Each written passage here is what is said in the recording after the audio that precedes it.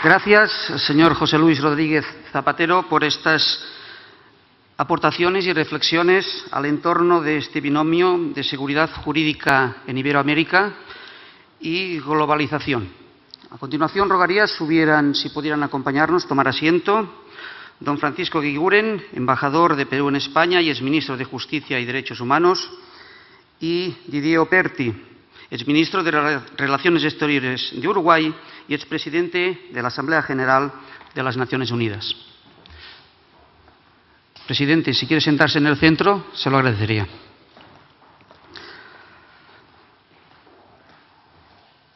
A continuación, y a través de la tecnología, ha querido estar presente en este congreso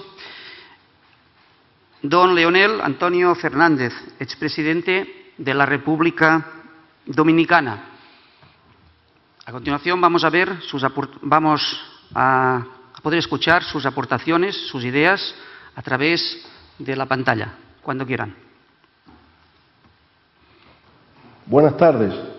Desde la República Dominicana me permito enviar un saludo muy especial al doctor Carles Cruz, vocal del Consejo General del Poder Judicial en España, al doctor Jordi Ferrer, director de la Cátedra de Cultura Jurídica, a los integrantes de este panel, al expresidente José Luis Rodríguez Zapatero y al expresidente del Uruguay, el doctor Julio María Sanguinetti. De igual manera, quiero hacer extensivo mis saludos a los magistrados, a los fiscales, a los académicos, a los abogados que han estado presentes en esta jornada de reflexión, a invitación de la prestigiosa Universidad de Girona. El tema que nos ha correspondido abordar con ustedes aquí en el día de hoy es el referente a la globalización y la seguridad jurídica.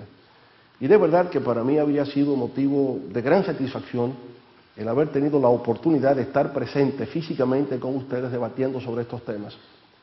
Sin embargo, circunstancias ajenas a mi voluntad me lo han impedido y ha sido por la magia de la tecnología audiovisual que puedo por lo menos transmitir algunas ideas, algunas inquietudes en relación a este tema de tan palpitante interés. En verdad, como todos sabemos, este fenómeno de la globalización ha sido analizado desde distintas perspectivas. Y aunque hay algunos estudiosos del tema que lanzan sus raíces hasta el siglo XV y tal vez lo encuentran el origen del fenómeno globalizador en el encuentro entre dos mundos causado por la presencia de Cristóbal Colón en las Américas, lo cierto es que para referirnos a nuestro tema de un Estado de Derecho y la seguridad jurídica, tenemos que hablar de una globalización más próxima a nosotros. Y nos parece que quizás el punto de partida debe ser entonces el fin de la Guerra Fría, el inicio de la década de los 90 hasta llegar al momento actual.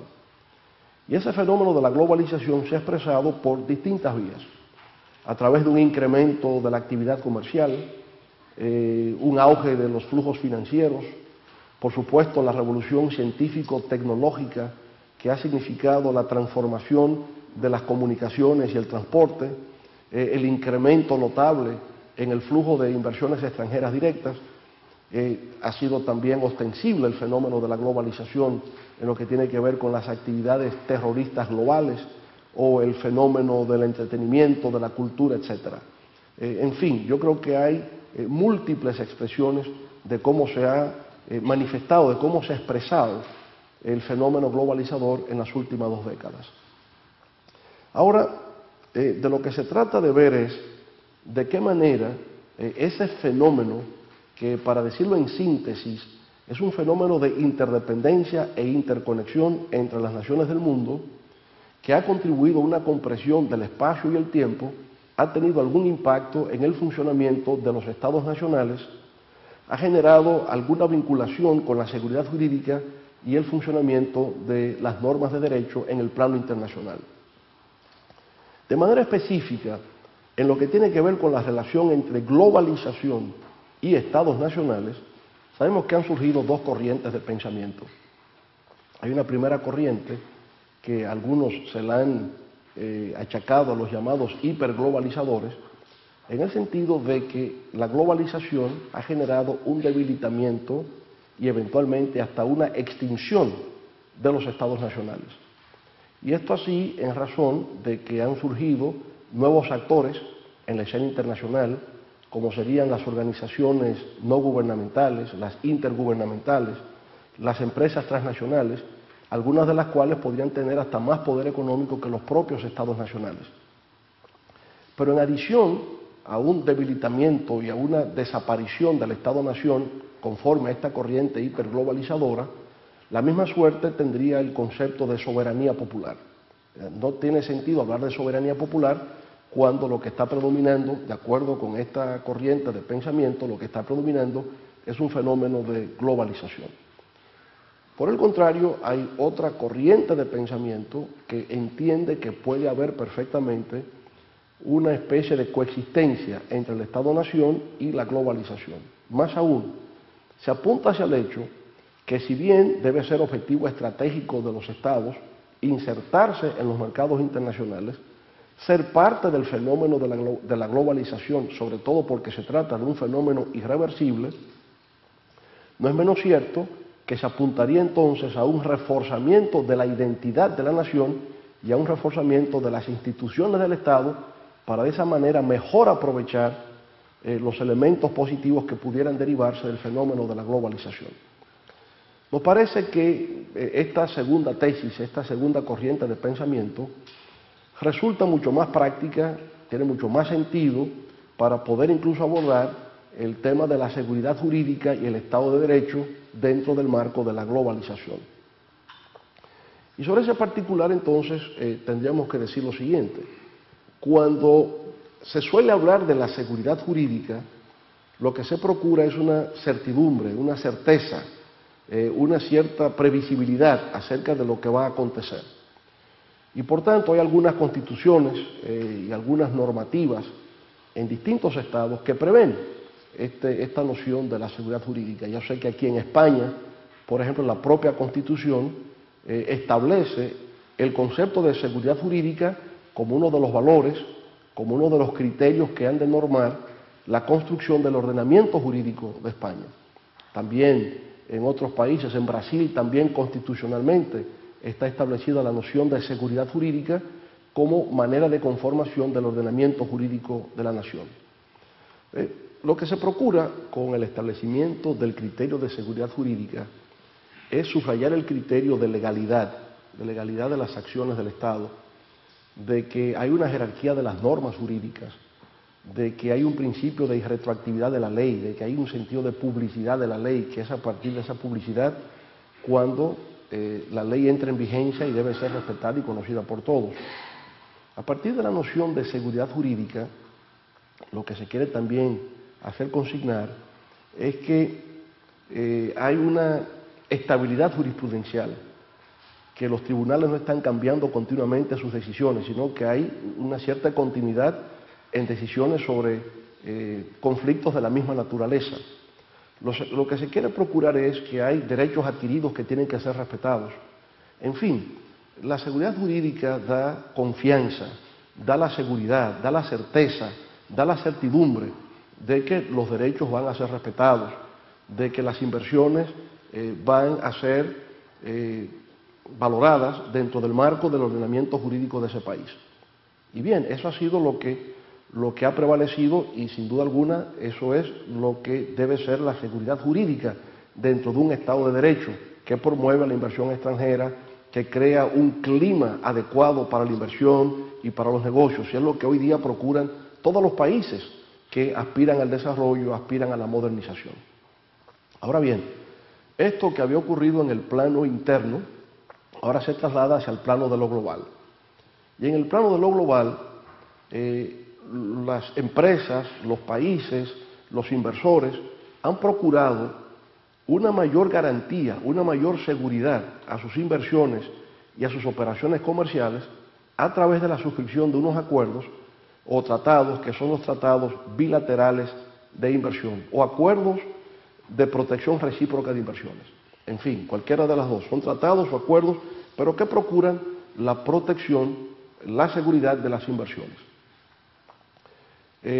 Posteriormente a estos tratados, en los acuerdos de libre comercio también se han introducido cláusulas, y esas cláusulas también plantean la necesidad de la protección jurídica de las inversiones y de las operaciones comerciales. Y tanto los tratados bilaterales de inversión como las cláusulas insertas en los acuerdos de libre comercio establecen una jurisdicción que está fuera de las fronteras del Estado-nación receptor de las inversiones o con el que se realizan las operaciones comerciales. Y esa jurisdicción normalmente suele ser un tribunal de arbitraje. Y el que se ha escogido, por lo menos en América Latina, en los últimos años, es el Centro Internacional de Arreglo de los Diferendos de Inversiones, el CIADI, que actualmente está adherido al Banco Mundial y tiene su sede en Washington. Y ha sido a través de este organismo donde las diferencias, donde los desacuerdos entre inversores y los promotores de actividades comerciales han tratado de dirimir sus diferencias y sus conflictos. Actualmente hay un conjunto de demandas multimillonarias que se están llevando a cabo de empresas contra estados. Por ejemplo, recientemente ha habido una demanda de una empresa petrolera, creo que se llama la Occidental Petroleum, contra Ecuador. Y en principio ha habido un laudo arbitral que condena al Estado ecuatoriano al pago de 1.8 billones de dólares. Pero de igual manera ha habido demandas de empresas contra Indonesia, demandas de empresas eléctricas contra estados nacionales en otros países de América Latina, y como estas disputas conllevan a sanciones de miles de millones de dólares a los estados, pues ha habido una reacción adversa a que se pueda continuar con estos tratados bilaterales de inversión y al uso de CIADI como el mecanismo idóneo para la resolución de los conflictos y las controversias.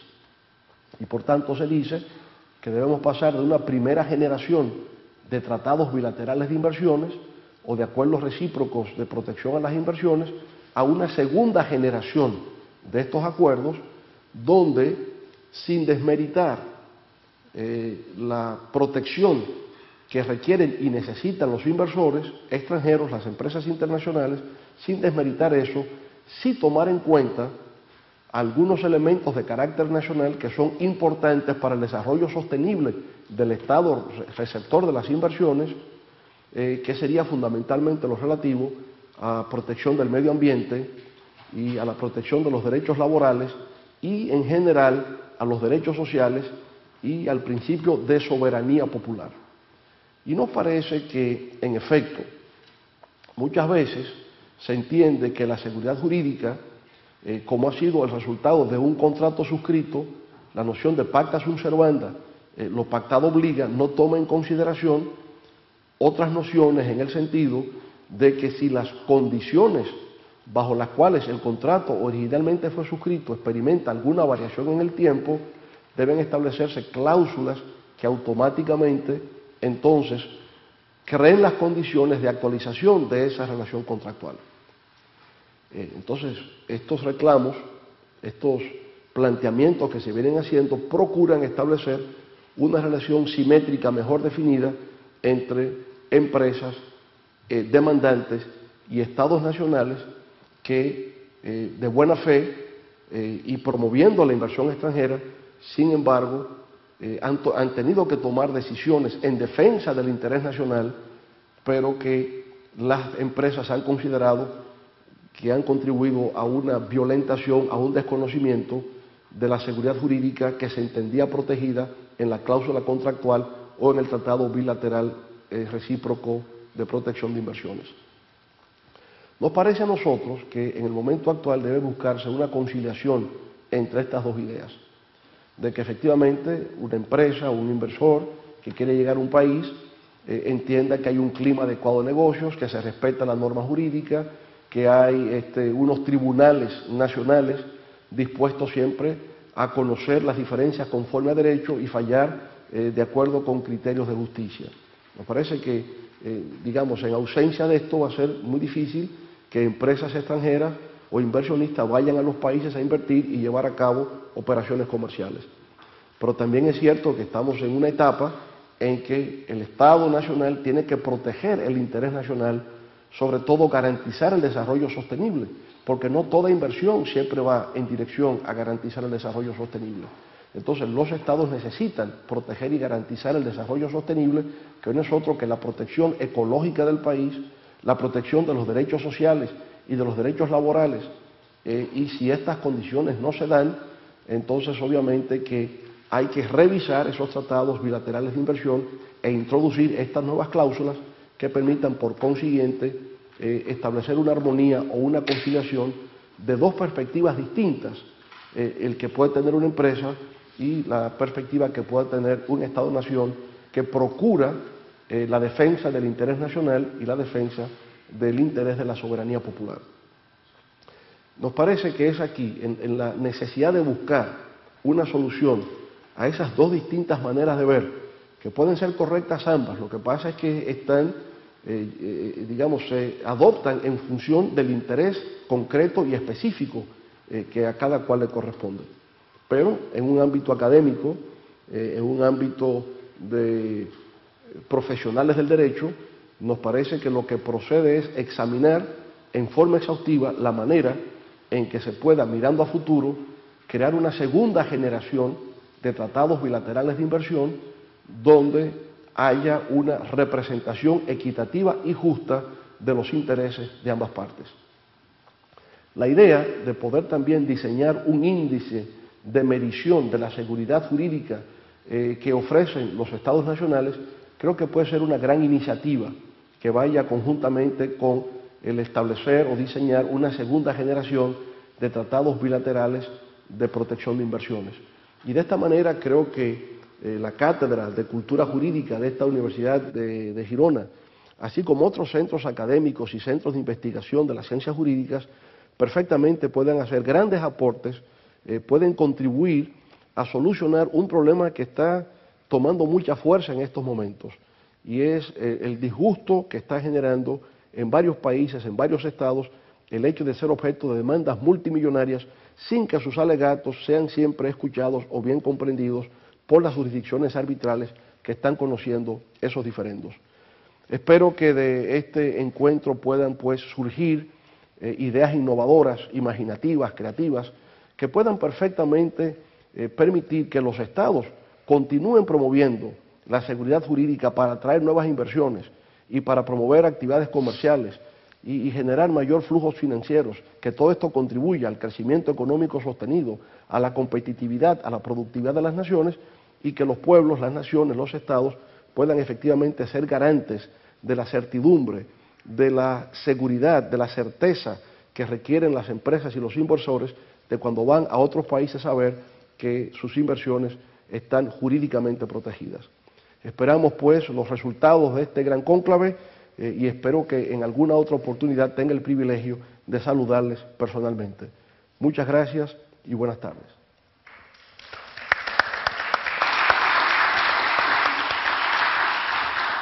Después de estas valuosas aportaciones al Congreso de don Leonel Fernández, vamos a dar inicio, vamos a abrir el debate, el intercambio de reflexiones. Y lo vamos a hacer a través de Didier Operti. Cuando quiera, por favor. Muchas gracias. Naturalmente, para mí es un privilegio y a la vez también es un compromiso no fácilmente cumplible en dos aspectos. Reemplazar a don Enrique Iglesias, nuestro amigo y compatriota, aunque también es compatriota de ustedes. Y eso en primer lugar. Y en segundo lugar, tener la posibilidad de mantener un diálogo equivalente, por lo menos en lo que hace al espacio físico, con el expresidente del gobierno español. Por otro lado, contar con la presencia del embajador del Perú, don Francisco Eguiguren, que ha sido ministro de Justicia y Derechos Humanos de su país y que por lo tanto también tiene una representatividad específica en temas que hacen a la seguridad jurídica sin ninguna duda. Yo me voy a permitir simplemente como una suerte de disparador temático y por aquello de par inter pares, yo le voy a pedir especialmente en este caso al presidente Zapatero que sea él el que reaccione o reflexiones respecto de esta propuesta que el expresidente de República Dominicana, don Leonel, nos ha hecho por esta vía electrónica. El tema, me permito hacer aquí una pequeñísima introducción. El tema de los acuerdos bilaterales de inversión está en el tapete. Y está en el tapete porque fueron la mayoría de ellos, la gran mayoría de ellos, firmados, negociados y firmados en tiempos distintos. En tiempos en que la región necesitaba capitales, necesitaba atraer inversiones de todas maneras y estaba dispuesta, obviamente, a pagar altos precios por esa inversión, tanto en lo que hacía a los intereses como a la resignación de buena parte de su poder jurídico. En tiempos más recientes a mí me tocó también negociar algún tratado de inversión, pero si uno ve el tratado de inversión de mi país con Finlandia, al amparo del cual se realizó la instalación de la famosa fábrica de celulosa que diera lugar a ese leading case de la Corte Internacional de La Haya, su configuración es distinta a la que tienen los primeros acuerdos de inversión de los años 60 y de los años 70.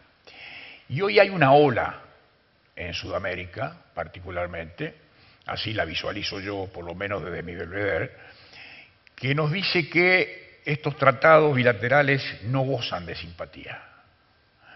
Se les ve, de cierto modo, como una protección sobreagregada que rompería el principio de igualdad, que implica en muchos casos salvaguardias que no se le pueden dar al propio operador nacional y que colocan al operador extranjero inversionista de inversiones fijas en una situación verdaderamente sobreprotegida. No quiero emplear la palabra privilegiada porque esa no es la idea, pero sí sobreprotegida. Y hay, por lo tanto, un fumus iuris contrario a estos tratados. Y hay un estado de espíritu, hay una onda, hay una ola expansiva. Esa reacción de crear un arbitraje a nivel regional, iberoamericano, interregional, que aquí se ha mencionado, y tenemos aquí un conspicuo autor de la idea, don Luis Mingarro, anda por allí, que evidentemente responde en alguna medida a esa insatisfacción. Entonces, mi pregunta o mi comentario va en esta dirección. En este tiempo y marco de globalización, en donde el desplazamiento del capital, de las personas, de los bienes, de los servicios, es el lenguaje común, el lenguaje diario, hay un espacio jurídico, institucional, señalado, diría yo, identificado, suficientemente apto para servir de escenario de renegociación de estos acuerdos. ¿Existe ese escenario? ¿Ese escenario debe nacer de cada Estado en la medida en que es bilateral? ¿O debe de haber previamente una suerte de vademecum general nacido de organizaciones que tengan un visor más general del problema? Esa es una reflexión, presidente, que yo le pediría a usted si tuviera la gentileza de formalizar. También, por supuesto, sí, a mi colega y amigo, el embajador del Perú. Gracias, ministro. A la primera valoración que hacías sobre cuál era el clima que se producía en Latinoamérica en torno a las inversiones, a los tratados y a las reglas que habían regido. Bueno, es completamente lógico que eso se produzca. Es decir, cuando la región se siente más fuerte, pues siente que las reglas que estableció cuando no era tan fuerte, pues no están desequilibradas. Están desequilibradas. Es completamente normal. Lógico. Yo he tenido la experiencia de estos años de ver en esa comunidad iberoamericana las distintas posiciones que se tenía ante Europa y ante España en función de cómo iba progresivamente incrementando el crecimiento y en consecuencia la seguridad latinoamericana y cómo la crisis en Europa pues nos afectaba y de una manera muy seria.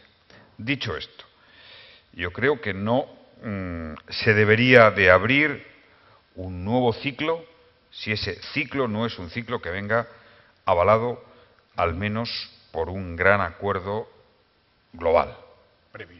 previo, para que sea equilibrado, equitativo y eficaz. Un acuerdo que tuviera al menos un grado de contenido y de principios como el que ha tenido el G20 en relación con el sistema financiero. Y ya dije antes que hay una parte que se ha desarrollado, una parte que se tiene que desarrollar en los ámbitos regionales, que la Unión Europea está desarrollando, pero, sin duda, la supervisión y las reglas sobre el sistema financiero van a estar establecidas en un orden mucho más racional, desde luego en la línea de más cautela, en la línea de más regulación, en la línea de más supervisión. Espero que no, que tampoco pasemos, cosa que puede ser que se produzca de un extremo al otro, de la nada regulación y de la autorregulación a una regulación excesiva. Dos, en relación con las inversiones, con los tratados de inversiones, yo creo que debería de haber exactamente igual un marco general, para que valga para todas las circunstancias y todas las regiones, en cada momento. Porque es verdad que hoy existe, más allá de casos concretos, que los habrá, existe la sensación en Latinoamérica de que muchos de los acuerdos en su día fueron hechos en un momento de debilidad, pero eso puede cambiar nuevamente dentro de unos años, en relación con los países inversores. Yo creo que proteger y defender el principio de inversión extranjera es bueno para cada país, es bueno para la economía. Y proteger el principio de una seguridad jurídica que es reformable en cuanto a sus contenidos, bien, pero que ha de ser global. Una seguridad que parta de un código global, que desde luego no se me ocurre que puede ser otro marco que el G20, que debería también de abordar, en vez de estar en esta dicotomía de tratados comerciales, dar un mandato claro y que fuera la OCM, que por lo menos la OMC, que ya está ahí en marcha, y en lo que afecta al cambio climático de la misma manera. Dicho esto, haré una reflexión final sobre las inversiones, ¿no? Es decir, esta es una reflexión ya más local, ¿no? más de comunidad iberoamericana.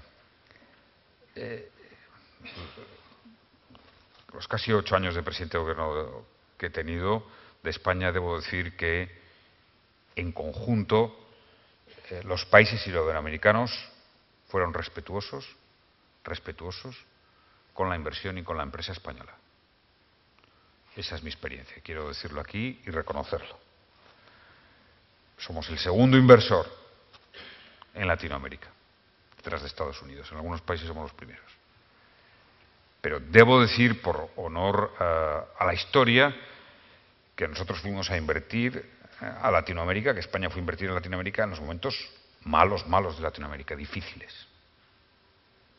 Y hubo una apuesta de confianza por Latinoamérica, de confianza en su futuro.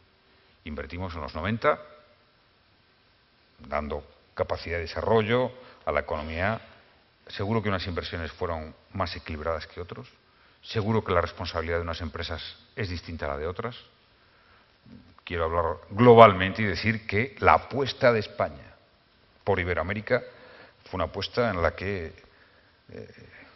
nos jugamos mucho. Y digo que nos jugamos mucho porque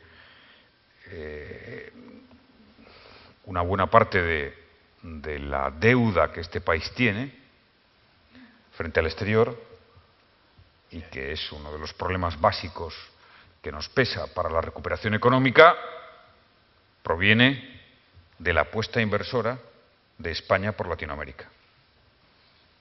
Primero, de la apuesta inversora en el exterior, como concepto.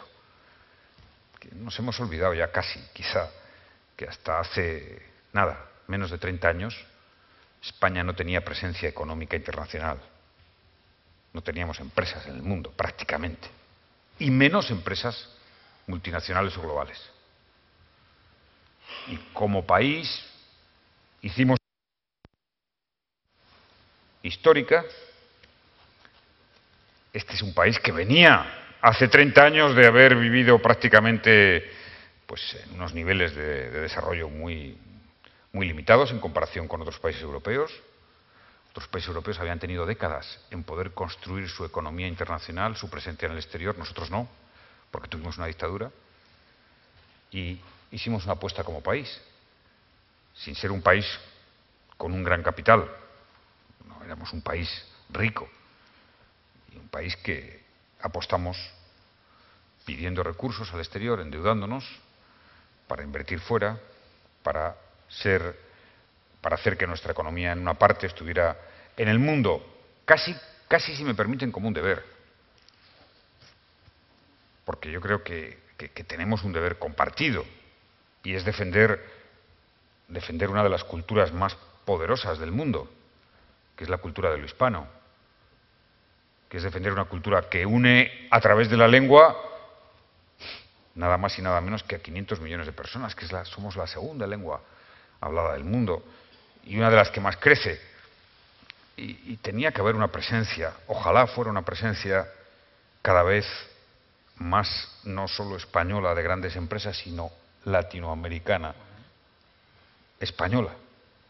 Y ahora que Latinoamérica tiene reservas, tiene capital, tiene ahorro, pues es un momento para que haya una expansión empresarial latinoamericana en el mundo y se haga, en muchos casos, puede hacerse con empresas españolas, desde luego a través de España en Europa. Yo sé que hay un volumen importante de empresas latinoamericanas que están reflexionando, evaluando invertir en España, invertir en Europa. Es un momento adecuado, que los activos ahora tienen unos precios mucho más razonables en España y, por supuesto, en Europa. Y esa apuesta hay que hacerla ahora. Ahora la puede hacer Latinoamérica. Nosotros pudimos hacerla en los 90 porque nos dio un gran impulso nuestra entrada en el euro y nuestra capacidad de endeudarnos. Latinoamérica tiene ahora posibilidades y sería muy bueno. Por tanto, hagamos más cosas juntos, respetemos las inversiones y busquemos un código más global que sea más equilibrado. Yo agregaría un pequeño elemento, si usted me permite, presidente, antes de ofrecerle a Francisco la palabra para que él pueda también volcar sus reflexiones sobre esto. Hay países de la región que están legislando en materia de asociación público-privada, las llamadas APP. En Uruguay se dice APP. Esta ley de asociación público-privada crea un marco regulatorio en donde es posible que en sectores de empresa pública de países que han hecho del Estado el epicentro, digamos, del desarrollo de infraestructura, transporte, energía, prospección, puedan recibir capitales frescos provenientes del exterior. Para eso hay un marco regulatorio de fuente interna, pero que implica un compromiso internacional bilateral desde el momento en que el contratista extranjero entre en relación vinculante con el Estado uruguayo, en este caso, que es el ejemplo que mejor conozco. Esto va en la dirección que insinuaba yo hace un momento. La fuente regulatoria de este nuevo modo de encarar la cosa, desde un mensaje general que legitime, digamos, el proceso, que le dé un marco, debería de alguna manera provenir de los propios Estados, para evitar precisamente esa tacha de internacionalismo exagerado que en algún momento llegó a la descalificación de todo fenómeno de regulación desde el exterior. Yo, como latinoamericano, observo eso y por lo tanto no puedo silenciarlo. Muy bien. Francisco. Bien, buenas tardes a todas y a todos. Agradezco infinitamente al Consejo General del Poder Judicial y a la Universidad de Girona, a través de su Cátedra de Cultura Jurídica, que me permitan traer aquí algunas reflexiones y el honor inmerecido de compartir una mesa con personalidades tan distinguidas. Algo que me hace sentir muy bien en España es que esta es una sociedad especialmente directa y sincera, es decir, franca en lo que dice, cosa que en América Latina no es muy común por reglas de educación. Y yo quiero decirles algo con toda sinceridad, no quiero ser el antipático de la tarde, pero lo primero que veo es que mi seguridad jurídica ha sido afectada, porque antes de subir a esta mesa me pidieron que presentara una exposición de 20-25 minutos, cosa que ya no voy a poder hacer, ni quiero hacer, por supuesto, en atención a la hora. En ese esquema voy a ser un poco abrupto y voy a decir en 5 minutos algunas de las cosas que quería señalar, pero perdonen que haya falta de fundamentos y vaya de frente al grano. Creo que las intervenciones a lo largo de estos 2 días y sobre todo en la tarde de hoy han ido apuntando a un tema que tanto de una reflexión académica como de una preocupación social y política en Iberoamérica y en Latinoamérica nos es fundamental.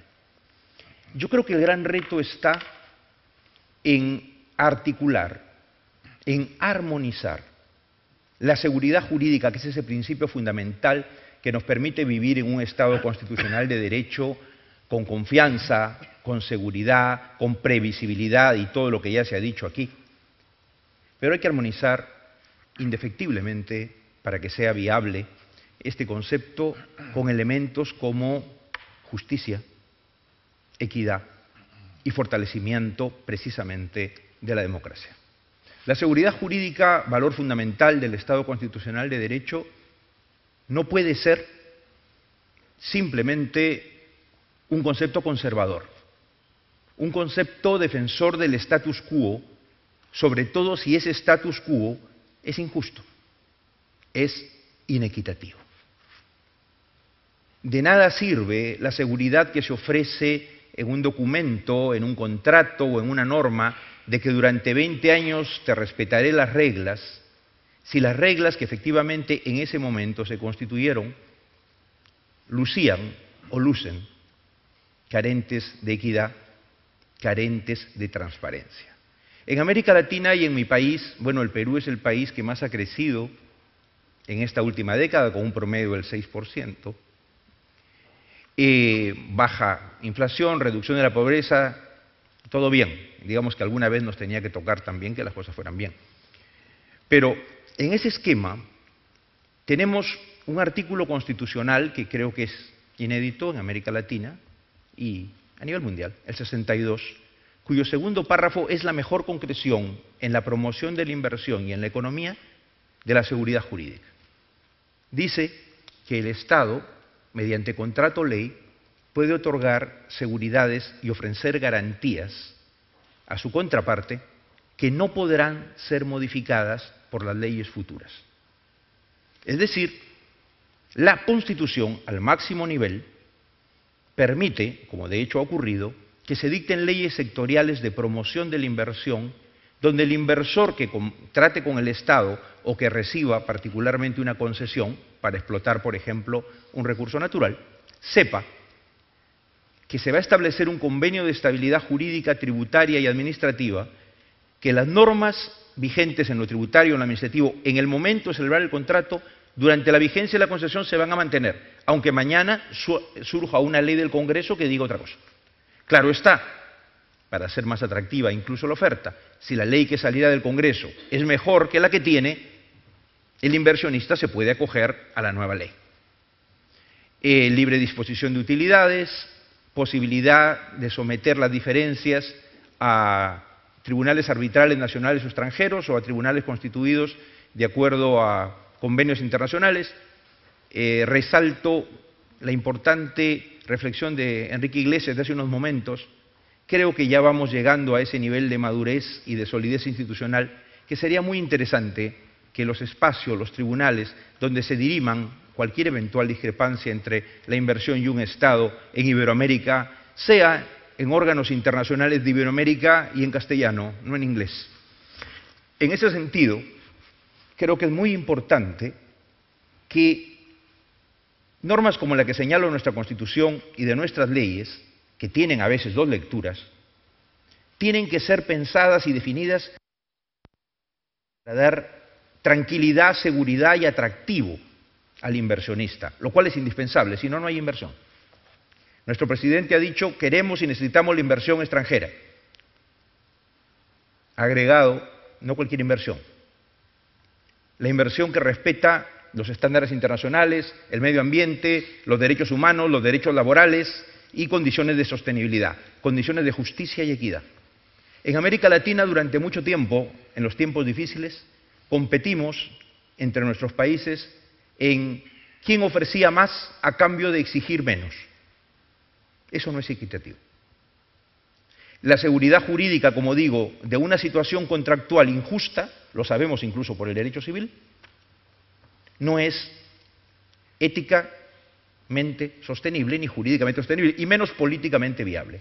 En definitiva, para terminar, creo que es importante, y ese es un gran reto que tenemos, sin duda los juristas, pero más los que hacen la política y los que definen, es convertir la atractiva seguridad jurídica que ofrecemos al inversor que necesitamos en un elemento jurídico también que resulte atractivo para nuestros ciudadanos, para nuestros representantes políticos, esos que son elegidos por el pueblo, para que sientan que mantener ese orden pactado en condiciones de transparencia, de libre competencia, no de beneficios bajo la mesa, no de condiciones inequitativas para el país, no, en transparencia, con conocimiento del asunto y en condiciones de equidad, esa seguridad jurídica sea atractiva también para el país, para sus futuras autoridades, para los que vendrán en los 10 o 20 años siguientes y sobre todo, lo más importante,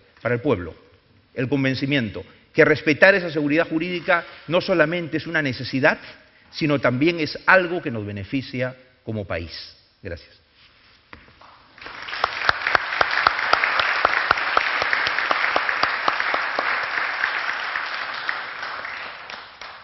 Bueno, en primer lugar yo excuso el haberme apartado de la seguridad jurídica que daba la asignación de tiempo, pero en cambio me siento muy complacido porque ese discurso sintético creo que ha llenado las expectativas que cada uno de nosotros y el propio expositor tendría.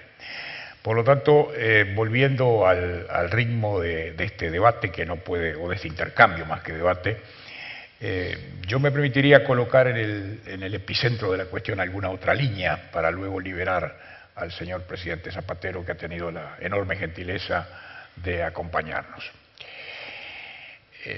Se dice que la globalización, no lo digo yo, lo ha dicho Erich Hoffmann, que la globalización está en el ADN del capitalismo. Que la globalización está en el ADN del capitalismo. Por lo tanto, esto, dicho así o resumido así, queriéndolo o no queriéndolo, desata una dialéctica ideológica.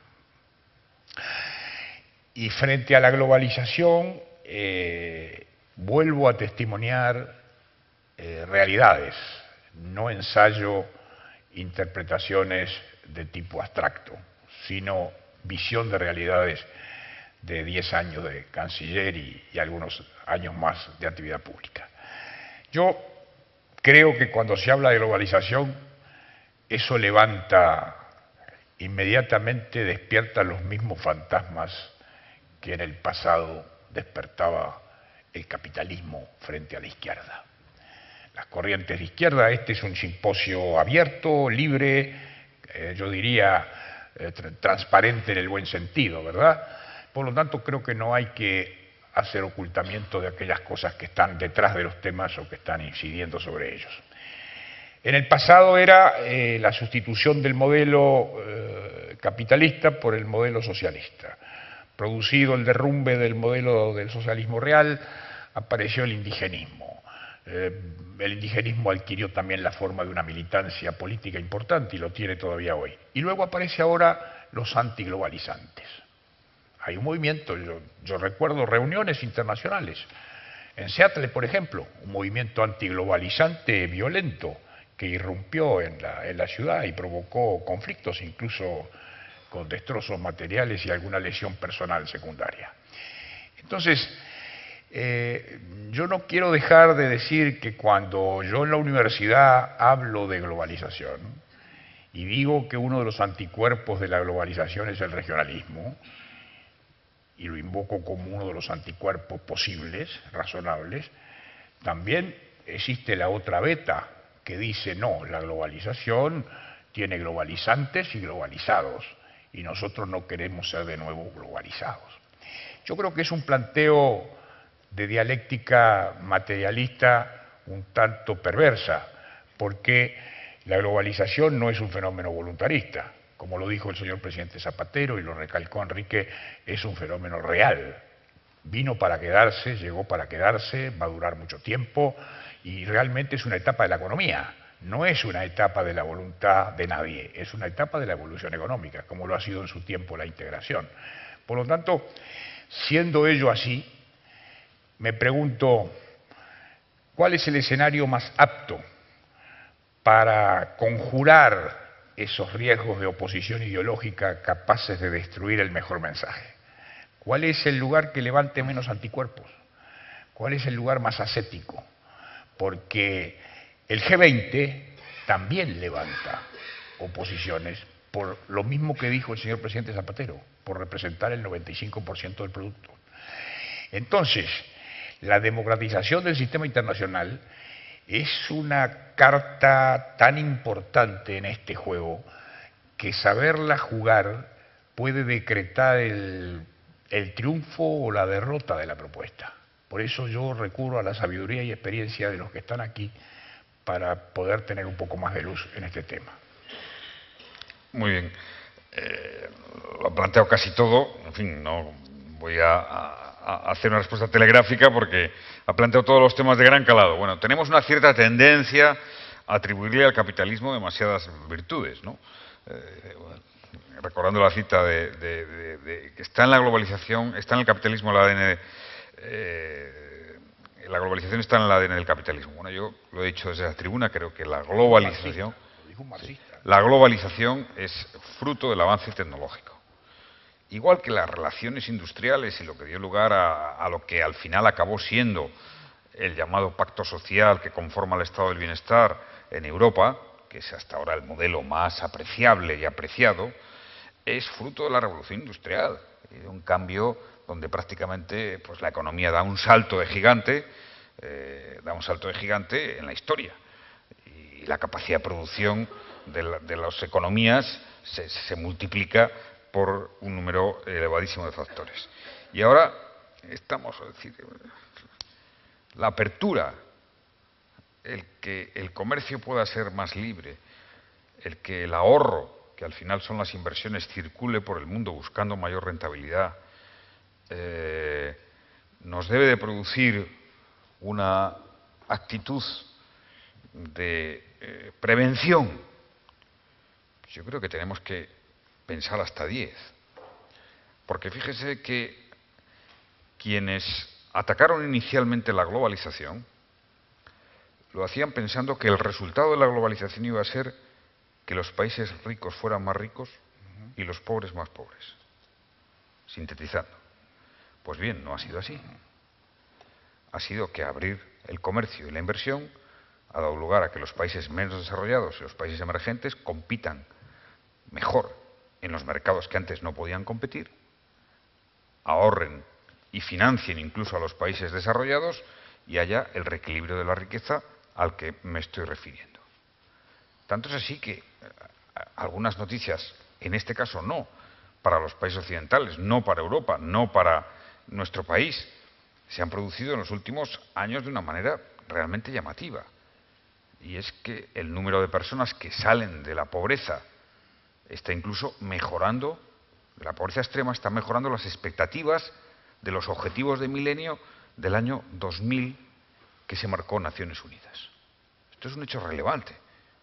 La reducción de la pobreza en Latinoamérica, la incorporación de millones y millones de personas a las clases medias en China, en India, nuevos grandes mercados para los que produzcan bien y a precio competitivo.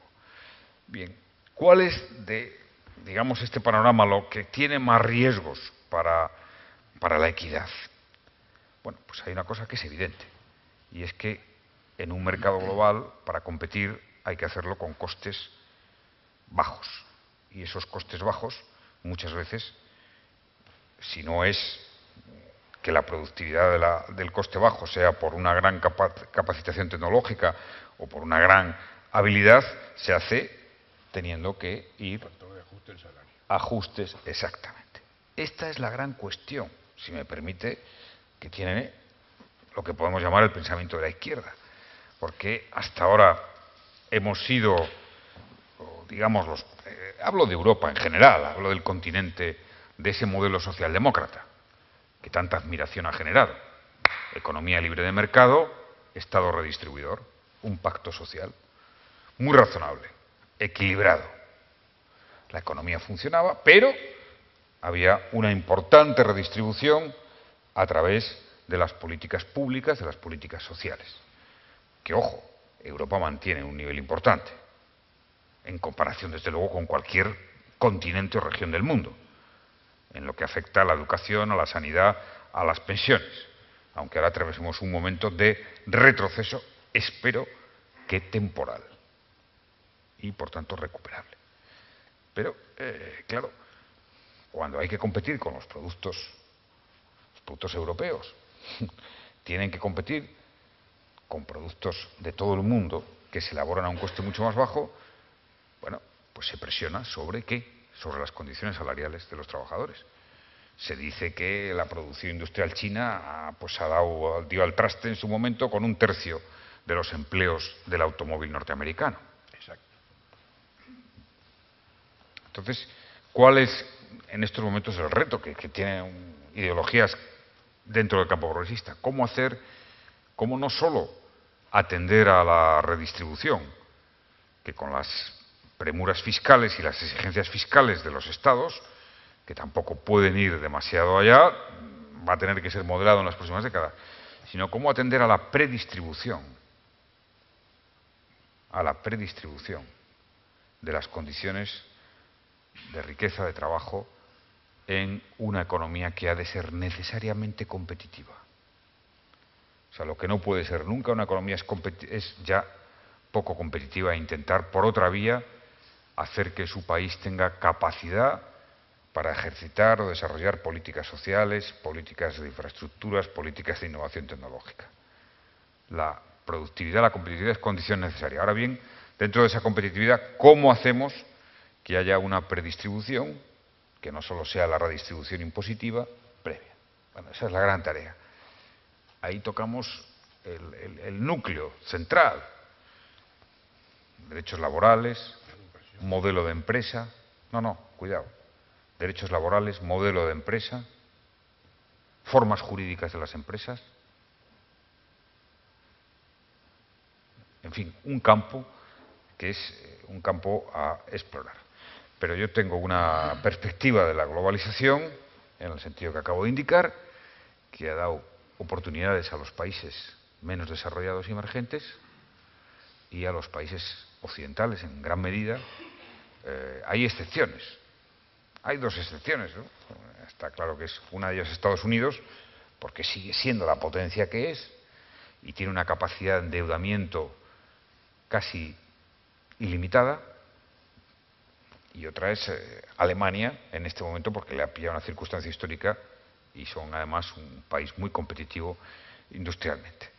Pero si observamos el conjunto de lo que llamamos tradicionalmente países desarrollados occidentales, tienen un problema de presión en su capacidad de ocupar porcentaje en el comercio mundial y, por tanto, de hacer que su desarrollo económico se mantenga alto.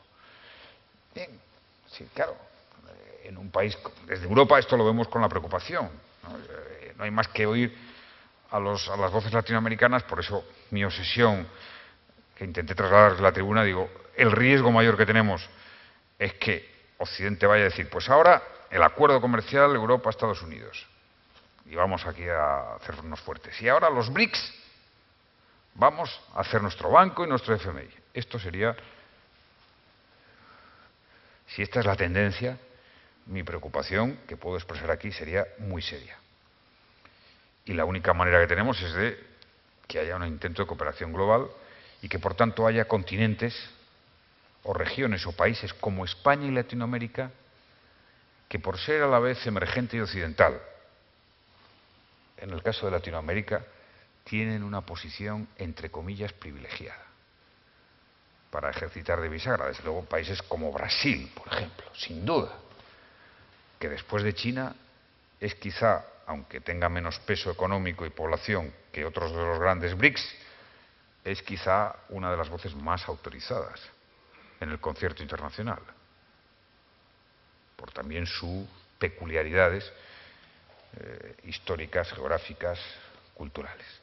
Entonces, ahí es donde, en mi opinión, se va a decidir, y por eso contemplo por un lado, satisfacción ver la renovada vocación hacia el Pacífico de Latinoamérica y un importante volumen de acuerdos y de tendencia económica hacia Latinoamérica, y por otro veo con la obligación de hacer esa llamada, no para que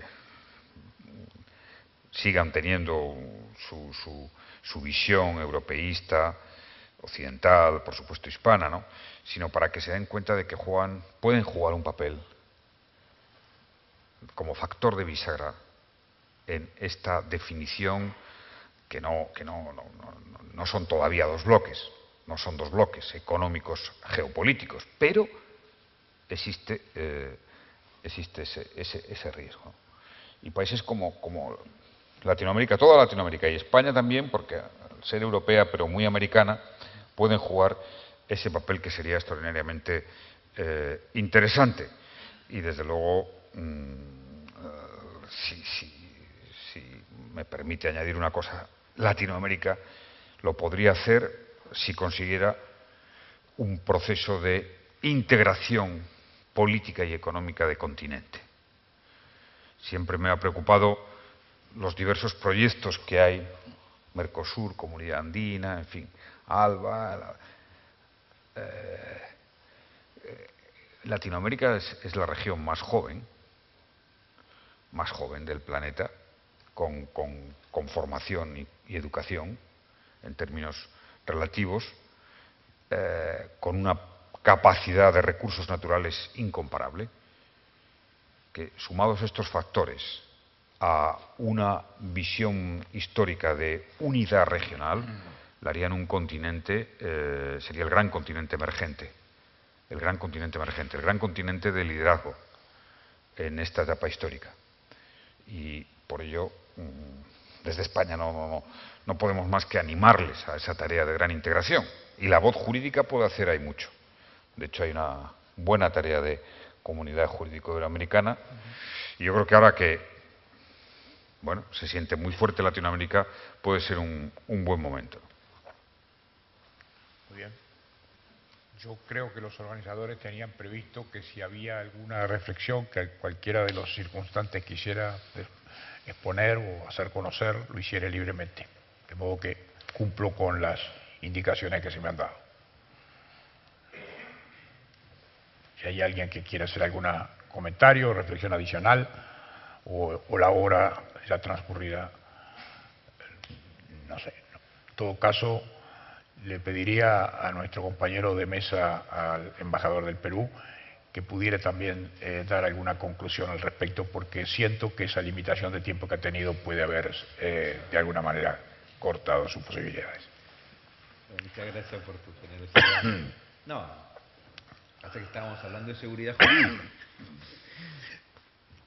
No, yo creo que, como ha dicho el presidente Rodríguez Zapatero, yo creo que tenemos que plantearnos este mundo que hoy nos toca vivir, donde sabemos que la globalización es inevitable, donde muchos de los países latinoamericanos que tenemos a veces la base de nuestra economía en recursos naturales que son atractivos pero que no tenemos la capacidad de explotar por nosotros mismos, necesitamos esa inversión, necesitamos establecer alianzas duraderas, sinceras, entre inversión y nuestros países, La constitución de la Alianza del Pacífico entre México, Colombia, Chile y Perú, por ejemplo, es una experiencia interesante de economías pujantes, emergentes, que pueden ser un magnífico escenario para este esfuerzo que, como decía el presidente Rodríguez Zapatero, de integración, porque como dije antes, pues tampoco es bueno que en América Latina nos hayamos estado acostumbrando a pelearnos entre nosotros y a competir exclusivamente entre nosotros. Honestamente, recalcando lo que dije anteriormente, la necesidad de vincular seguridad jurídica con justicia, equidad y democracia, ustedes comprenderán que China no es el modelo que más me entusiasma a nivel democrático para América Latina. Y claro, difícil competir con ellos, ¿no? Difícil. El dumping social. Pero creo que lo que es bueno para unos debe ser bueno para todos. Eso quiere decir que los estándares democráticos, el buscar que la inversión y el crecimiento económico supongan también inclusión social, disminución de la pobreza, mayores sectores medios, fortalecimiento de la pequeña y mediana empresa, creación de trabajo digno, equidad, fortalecimiento institucional, porque eso de que planteemos como un gran logro en mi país que la mejor solución es el arbitraje internacional, conlleva una crítica explícita a nuestros poderes judiciales y hasta un desprecio por los mismos que creo que no es aceptable así de fácil ni deseable para el futuro. En ese esquema, pienso que el ganar juntos, esa alianza de Iberoamérica por tantas identidades culturales, lingüísticas, históricas, esta afinidad que nos une, nos hace constituir un bloque natural que tiene que convertirse en un bloque real, que traiga la inversión para nuestros países del otro lado del Atlántico más democracia, más equidad, más responsabilidad social empresarial, un compromiso de sociedad donde nos sintamos juntos los dos. Porque el ideal es que el contrato es eso, un acuerdo de voluntades hecho de buena fe, bajo reglas razonables de equidad. ¿No es cierto? El gran reto, como dije, es que la seguridad jurídica sea entendido como un valor jurídico que nos hace fuertes a todos, a quienes tienen un mayor grado de desarrollo y a quienes lo tenemos menor, pero aspiramos a juntos construirlo. Hay un último mensaje que yo quisiera pasarle al presidente Zapatero, porque no siempre tengo la oportunidad de pasar este tipo de mensajes en este nivel. Y voy a aprovechar la oportunidad.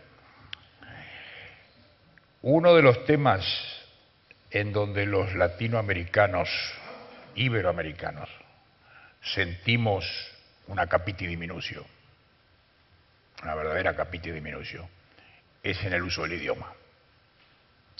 En La Haya, los idiomas oficiales son el inglés y el francés. Nuestro litigio en La Haya, entre dos países latinoamericanos, debió ser expuesto en francés y en inglés. En UNIDROIT, el organismo con sede en Roma, vía Panisperna Ventotto, ese organismo trabaja en francés y en inglés. Hace ya mucho tiempo, cuando Felipe González era presidente del gobierno de España, visitó Uruguay. Y siendo yo en aquel momento asesor del presidente Iglesias, del entonces ministro de Relaciones, le pedí que le planteara, y le planteó incluso en nuestra presencia, lo del idioma. Y España hizo una gestión en La Haya y logró una suerte de traducción de ida, no double way, de ida, no de vuelta, lo cual fue disminuir la capiti disminución un 50%. Pero no se ha insistido en ello. Por ahí hay una línea intraeuropea que no ha sido suficientemente capitalizada por los países íberos para mostrar a Europa que este es un capital que no le pertenece solo a América Latina, que le pertenece también a dos países de Europa. Le dejo el mensaje.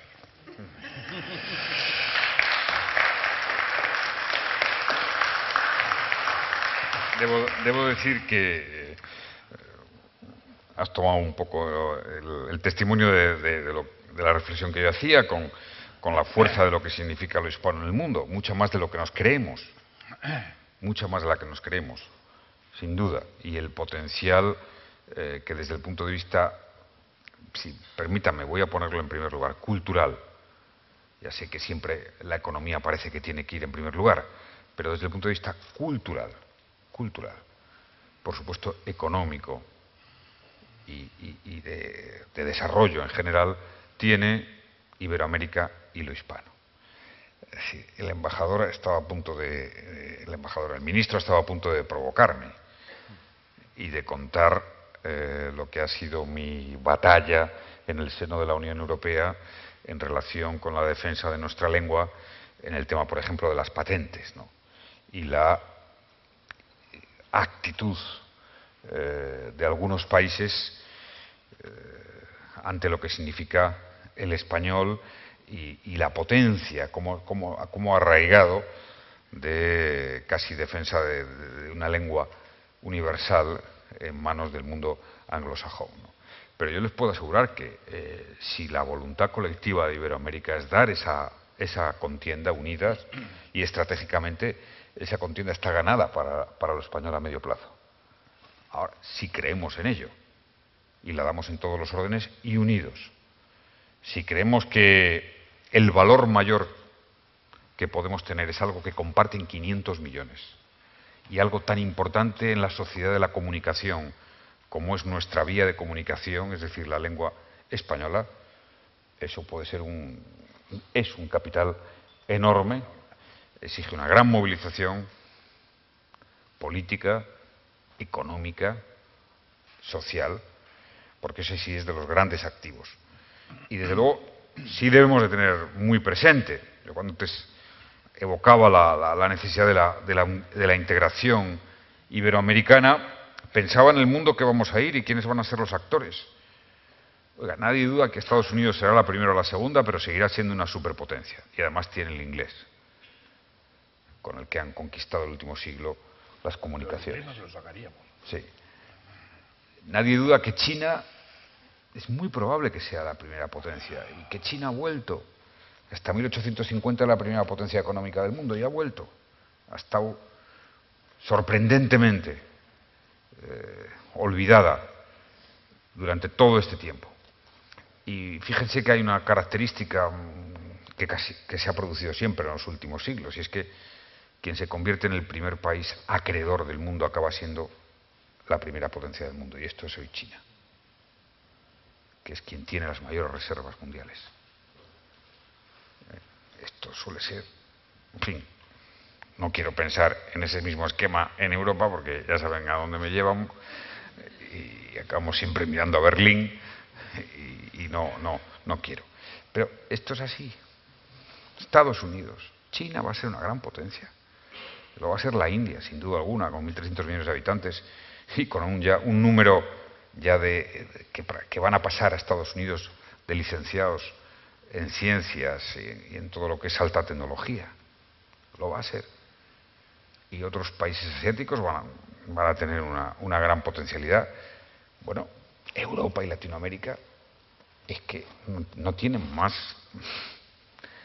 camino Europa que una integración mayor, y Latinoamérica que el camino de la integración. Ahora lo ven ahora hay un clima de optimismo porque están consolidando sus economías, son emergentes, buenos recursos naturales, pero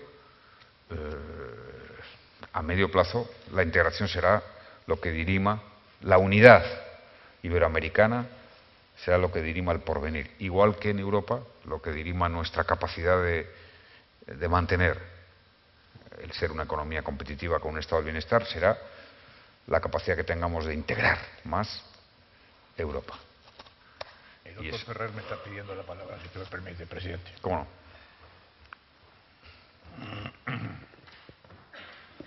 Sí, muy brevemente, solo para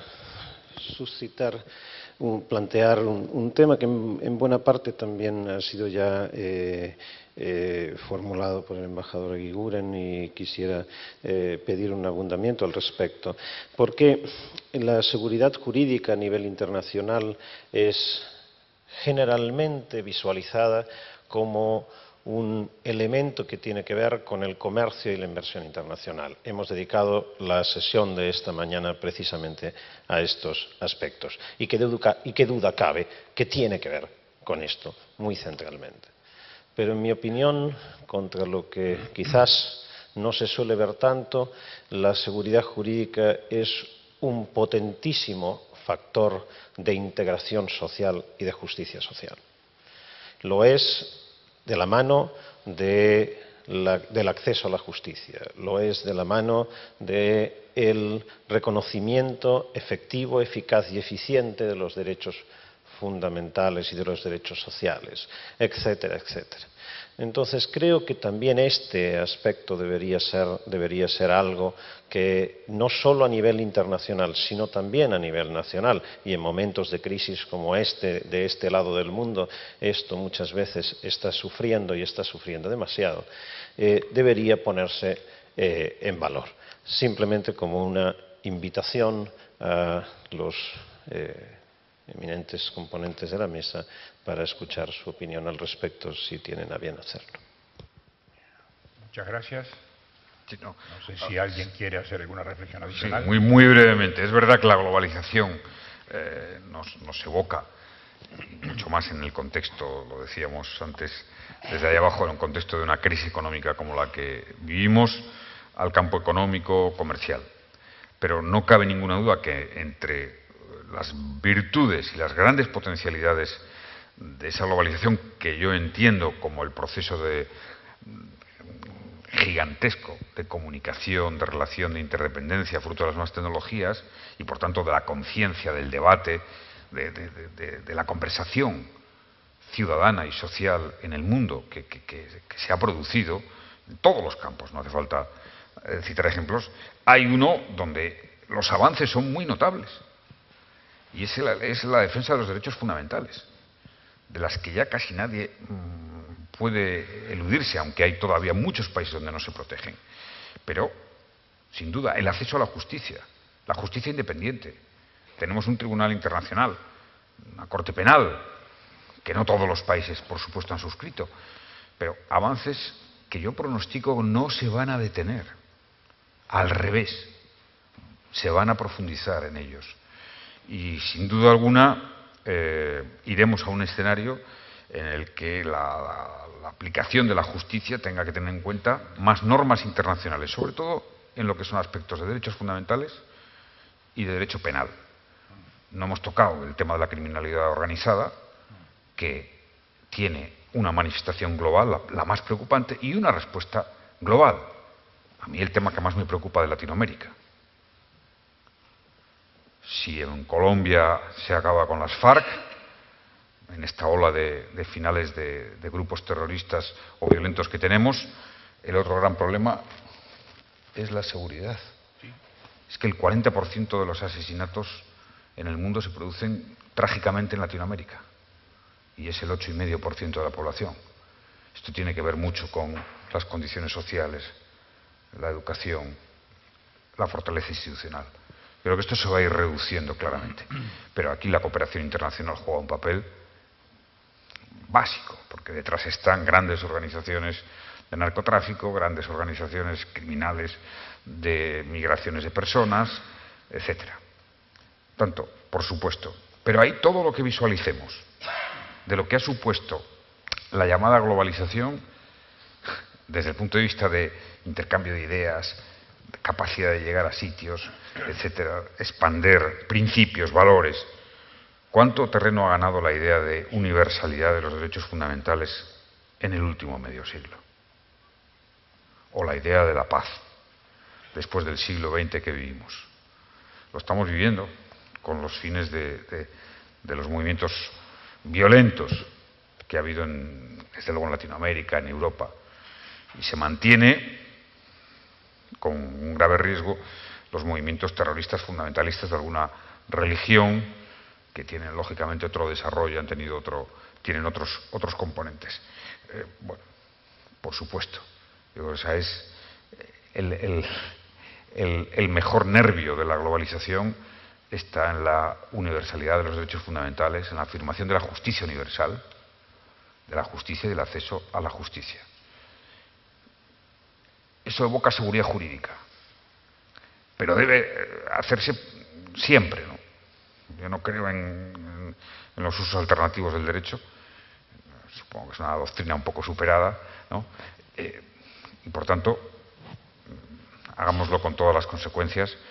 Yo creo que yo antes lo intenté expresar y no es fácil, ¿no? Nos cuesta mucho superar la idea, por la fuerza que tiene, por la fuerza histórica que tiene la idea de la soberanía. Y nos cuesta ver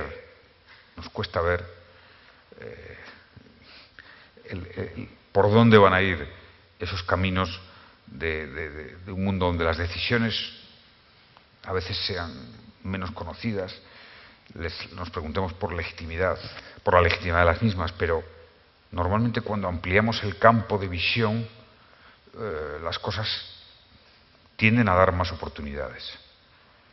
Ya sabemos que la mayor seguridad jurídica y física es no salir de casa, ¿no? Es la mayor. Pero claro, en fin, las oportunidades se reducen proporcionalmente. Y ahora vivimos un mundo de aceleración. Es decir, cuando se habla de decir, es que no hay seguridad de lo que va a pasar, vivimos en la inseguridad, pero ¿cómo va a haber seguridad? No, si cada día cambian las cosas con las noticias que se producen e interrelacionan en todo el mundo, o con los avances científicos que vamos conociendo. Bueno, claro, hace 2 o 3 siglos era mucho más fácil que esto fuera así, pero la aceleración nos hace perder lo que es la referencia clara del tiempo y del espacio, y desde luego en la vida política, en la vida de las decisiones y a los operadores jurídicos mucho más. Pero bueno, yo creo que las etapas civilizatorias y de progreso, unas con más esfuerzo, con más tiempo, han ido marcando. Y ahora confío, yo lo digo por mi experiencia, de ver cómo es la capacidad de relación entre las grandes potencias del mundo. O sea, después de que no hace tanto tiempo, ¿no?, ver lo que fueron las 2 guerras mundiales. El siglo XX no nos da motivos para que nos sintamos orgullosos. Decenas de millones de seres humanos perdieron la vida en la guerra y después de la guerra, ¿no?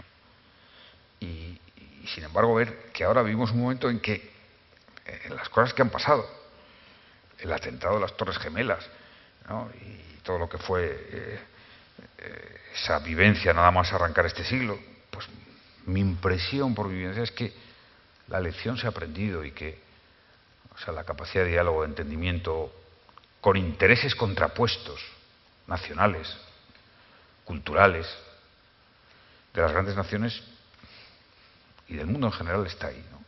Ahora, esto en el tiempo es un proceso que, claro, los ciudadanos pues queremos y quieren especialmente ver cuanto antes un orden mundial más ordenado, más equitativo, pero yo creo que lo vamos a ver. Yo creo que lo vamos a ver. No lo tenemos dibujado y seguramente nadie lo tenga dibujado, como casi siempre pasa. También en el derecho, ¿eh? O sea, porque aquí, bueno, hablar en Cataluña del Estado federal no sé si soy muy oportuno, pero, oiga, el Estado federal no es un producto de un laboratorio, de alguien que se le ocurrió y luego lo trasplantó, no. El Estado federal fue el producto de la realidad de la historia, de la conveniencia, de cómo gobernarse en un marco determinado, y luego eso lo llamamos Estado federal. Normalmente suele ser así, ¿no?, que el derecho traduce racionalmente los fenómenos sociales, los cambios, y les pone criterios, argumentación, equidad, estabilidad, que va muy con el derecho.